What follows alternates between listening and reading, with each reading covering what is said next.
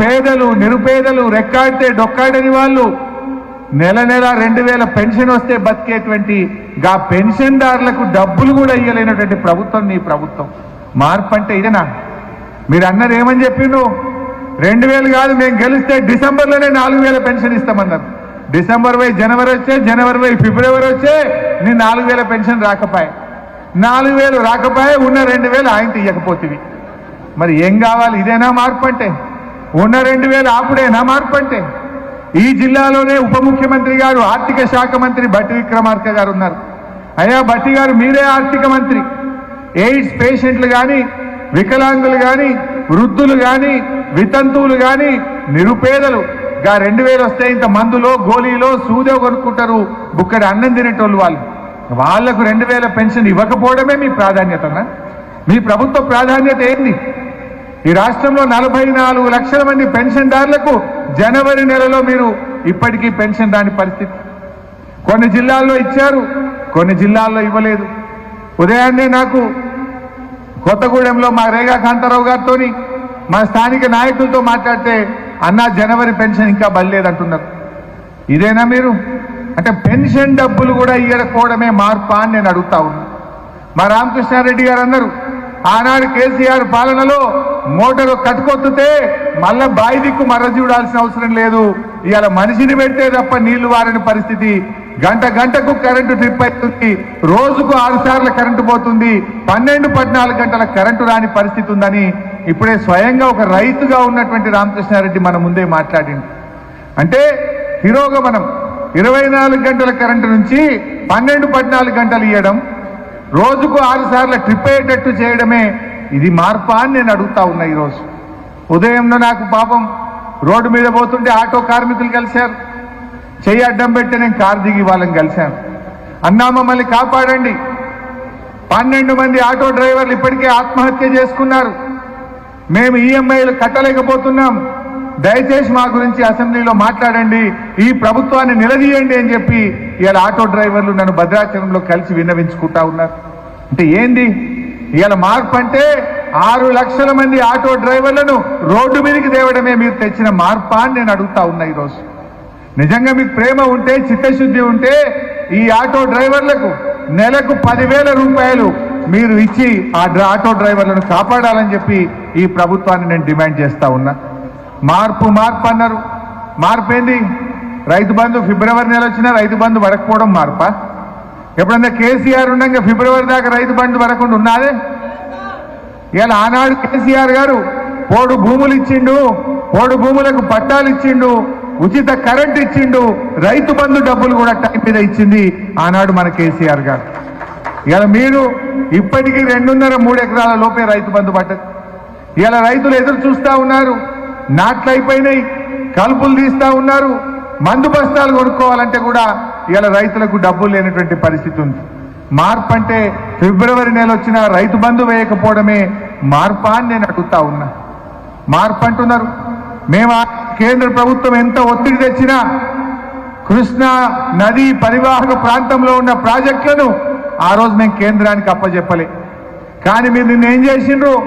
మొత్తం ప్రాజెక్టులన్నీ కేంద్ర ప్రభుత్వం చేతిలో పెట్టి ఇలా రాష్ట్రానికి అధికారం లేకుండా చేసిండ్రు. మీరు చేసిన పని వల్ల నాగార్జున సాగర్ ఎడమకాలు ఒక ఆయకట్టుకు నీళ్లు రాకుండా పోతాయి.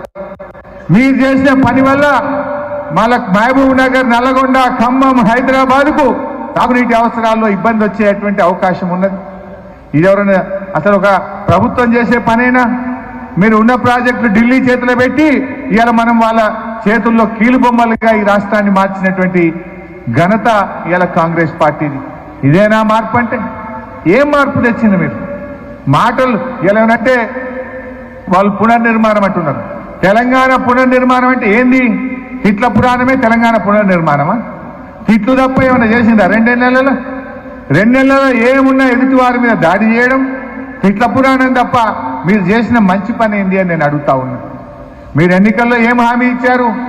డిసెంబర్ 9వ తారీఖు నాడు 2 లక్షల రూపాయల రుణమాఫీ చేస్తామని చెప్పింది.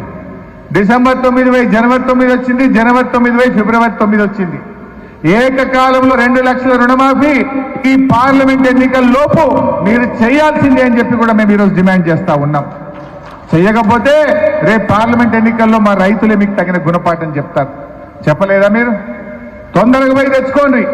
రాగానే 9 తారీఖు ఏకకాలంలో రుణమాఫీ అని చెప్పింది. ఏమైంది రుణమాఫీ అని అడుగుతా ఉన్నాం. మీరే డేట్ పెట్టిండు. మేము అడిగితే తొందరపడుతుందని అంటున్నారు. మేమేం 100 రోజులు దాని గురించి అడుగుతలేం. నువ్వే చెప్పినావు డిసెంబర్ 9వ తారీఖు నాడు రుణమాఫీ చేస్తాను. నువ్వే చెప్పినావు డిసెంబర్ నెలలో 4,000 రూపాయల పెన్షన్ ఇస్తాను. ఏమైంది 4,000 పెన్షన్ అని నేను అడుగుతా ఉన్నా. వెంటనే స్పందించి ఈ 4,000 రూపాయల పెన్షన్ను ఈ నెల నుంచే అమలు చేయాలని చెప్పి కూడా నేను ఈ రాష్ట్ర ప్రభుత్వాన్ని డిమాండ్ చేస్తా ఉన్నా. ఎందుకంటే మీరు ఇచ్చిన మాట నిలబెట్టుకోండి. మీరు ఇచ్చిన మాటను నమ్మి ప్రజలు మీకు ఓట్లు వేసినారు. 4,000 పెన్షన్ రాకపోతే తప్పకుండా పార్లమెంట్ ఎన్నికల్లో కాంగ్రెస్ పార్టీకి ప్రజలు తగిన గుణపాఠం చెప్తారని కూడా మనం చేస్తా ఉన్నా.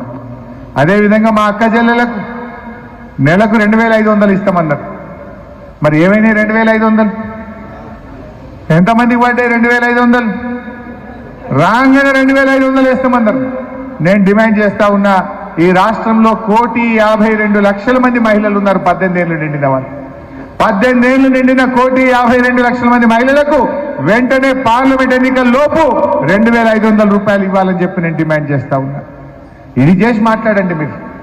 కానీ మీరు నోరు పెద్దగా చేయడం ద్వారానో అసభ్యంగా మాట్లాడడం ద్వారానో మీ హామీల నుంచి మీరు తప్పించుకోలేరు. మీరు మమ్మల్ని రెచ్చగొట్టినా మేము సంయమనంగానే ఉంటాం. మేము ప్రజల పక్షాన్నే ఉంటాం. వాళ్ళు తిట్ల పురాణం అందుకున్నారు. తిట్లు ఎవరు తిట్టాడు? ఫ్రస్ట్రేషన్లో ఉన్నోడు తిట్టాడు. ఇలా ఫ్రస్ట్రేషన్ ఉంది వాళ్ళకి. హామీలు అమలు చేయలేము అనే ఫ్రస్ట్రేషన్ ఇలా ముఖ్యమంత్రి గారిలో కనబడతా ఉంది. సో దట్ మనను రెచ్చగొట్టడం ద్వారా మనను వాళ్ళ ట్రాప్లు వేయాలనుకుంటున్నారు. మీరు రెచ్చగొట్టినా మేము రెచ్చిపోము. మేము ప్రజల పక్షాన్నే ఉంటాం. ప్రభుత్వంలో ఉన్నా ప్రతిపక్షంలో ఉన్నా మాదెప్పుడు ప్రజల పక్షమే. ప్రజల పక్షాన్నే మేము నిలబడతాం. ఆ రోజు చేసినాం కొన్ని మంచి పనులు. మంచి నీళ్ళు ఇచ్చినాం, కాలువ నీళ్ళు ఇచ్చినాం, కరెంట్ ఇచ్చినాం, రైతు బంధు ఇచ్చినాం, కళ్యాణ లక్ష్మి ఇచ్చినాం, కేసీఆర్ కిట్ ఇచ్చినాం, మెడికల్ కాలేజీలు పెట్టినాం, దవాఖాన్లు బాగా చేసినాం, రోడ్లు బాగా చేసినాం, తండాలు గ్రామ పంచాయతీలు చేసినాం. ఇట్లా కొన్ని మంచి పనులు మేము చేసినాం. మీరు చేయండి. మీరు ప్రజలకు ఇచ్చిన హామీ నిలబెట్టుకోండి. మీరు నిలబెట్టుకునేదాకా మీ వెంట పడుతూనే ఉంటాం. మీ 420 హామీలు అమలయ్యేదాకా అటు అసెంబ్లీలో ఇటు ప్రజాక్షేత్రంలో కాంగ్రెస్ పార్టీ వెంట పడుతూనే ఉంటాం. ప్రజల పక్షాన పోరాడుతూనే ఉంటామని చెప్పి నేను మనం చేస్తా ఉన్నా. తప్పకుండా ప్రజలు ఎండగట్టం. మేము ఆ రోజు చేసింది చెప్పుకోలేకపోయినాం. కానీ మీరు గోబల్స్ ప్రచారం చేసినారు. కానీ ఇప్పుడిప్పుడే ప్రజలకు వాస్తవాలు అర్థమవుతా ఉన్నాయి. ప్రజల్లో మార్పు స్టార్ట్ అయింది. నీళ్ళేందో పాలేందో ప్రజలకు అర్థమవుతా ఉంది. తప్పకుండా మేము ఇంకా ముందుకు పోదాం. మా భద్రాచలం కార్యకర్తలు నిజంగా మిమ్మల్ని ఎంత పొగిడినా తక్కువే నాకు అనిపిస్తా ఉంది. ఎంత గొప్పగా మీరు పనిచేశారు. మీరు చాలా అద్భుతంగా పనిచేసి మీరు ఈ సీట్ను గెలిపించారు. తప్పకుండా గుండెల్లో పెట్టుకుంటాం మా కార్యకర్తలు. మిమ్మల్ని మీకు అన్ని రకాలుగా భవిష్యత్తులో ఈ ప్రభుత్వం మళ్ళీ మన పార్టీ అధికారంలోకి వస్తుంది. ఎప్పుడొచ్చినా మా భద్రాచలం కార్యకర్తలు మా నాయకులను ప్రత్యేకమైన దృష్టితో చూస్తాం. మిమ్మల్ని అందరినీ కూడా కాపాడుకుంటామని చెప్పి కూడా నేను మనవి చేస్తా ఉన్నా. ఇలా భద్రాచలం మరి కరకట్ట కోసం కూడా మనం 39 కోట్లు శాంక్షన్ చేశాం. టెండర్లు కూడా అయిపోయినాయి. నేను ప్రభుత్వాన్ని కోరుతా ఉన్నా, దయచేసి ఆ కరకట్ట పనులు వెంటనే ప్రారంభించండి. మళ్ళీ ఫ్లడ్స్ వస్తే వర్షాకాలం లోపే ఆ పనులను వేగంగా పూర్తి చేయాలని చెప్పి కూడా నేను ప్రభుత్వాన్ని కోరుతా ఉన్నా. ప్రతిసారి వరదలు వచ్చినప్పుడు ఈ జిల్లా ప్రజలకు ముఖ్యంగా